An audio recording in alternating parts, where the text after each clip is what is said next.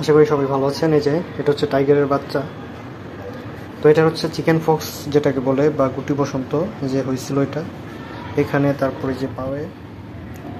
তো আমি যেটা করছি, এটা হচ্ছে নিয়ম যেটা, যে হয় কাঁচা হলুদ থাকলে ভালো, বা হলুদের গুঁড়া যেটা মিশিয়ে, বা হচ্ছে যেটা, এটা হচ্ছে পটাশ। এটা ওষুধের দোকানে গিয়ে বললেই হবে, 10 টাকা বা 20 টাকা দাম নেবে। তো যদি এরকম হয় যে এরকম ফক্স হয়, অনেকে আবার চিকেন ফক্স, ফাউল ফক্স বলে, গুটি বসন্ত হলে পটাশ দিয়ে এভাবে কয়েক দানা দিয়ে পানি দিয়ে মিশিয়ে এটা শরীরে লাগিয়ে দিবেন ক্ষত স্থানে, অথবা হলুদের গুঁড়ো সেটা মিক্স করে লাগাতে পারেন, বা কাঁচা হলুদ দিলেও ভালো।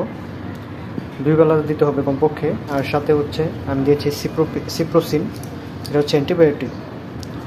এটা না দিলেও চলবে যদি আপনাদের কাছে নাপা থাকে। এটা হচ্ছে ব্যথানাশক হিসেবে কাজ করবে, কারণ এই গুটি বসন্ত হওয়ার কারণে কিন্তু শরীরে অনেক ব্যথা থাকে, জ্বর এসে পড়ে। তো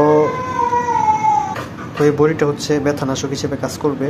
আর এই পটাশ বা কাঁচা হলুদ যেটা, বা হলুদের গুঁড়া যেটা রান্নার কাজে ব্যবহৃত হয়, সেটা দিলে হচ্ছে ওদের উপরে, শরীরের উপরে এইগুলা শুকিয়ে যাবে তাড়াতাড়ি। এগুলো জীবাণুনাশক হিসেবে কাজ করবে।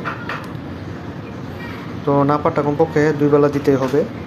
সাথে অ্যান্টিবায়োটিক সিপ্রোসিন দিতে পারেন, বা না দিলেও চলবে, কিন্তু নাপা দিতেই হবে। আর যদি নাপা না থাকে তাহলে এটা দিবেন। অ্যান্টিবায়োটিক যে কোনো একটা দিলেই হবে, যেগুলো মুরগির অসুস্থতার ক্ষেত্রে ব্যবহৃত হয় সেগুলোই দিতে হবে। আচ্ছা দেখেন, এটাকে দেখে মনে হচ্ছে এটা ঠান্ডাও লাগছে হয়তো।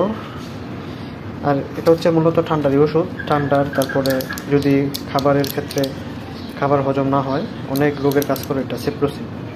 একটা ট্যাবলেটের দাম হচ্ছে 15 টাকা, খুব ভালো একটা ট্যাবলেট।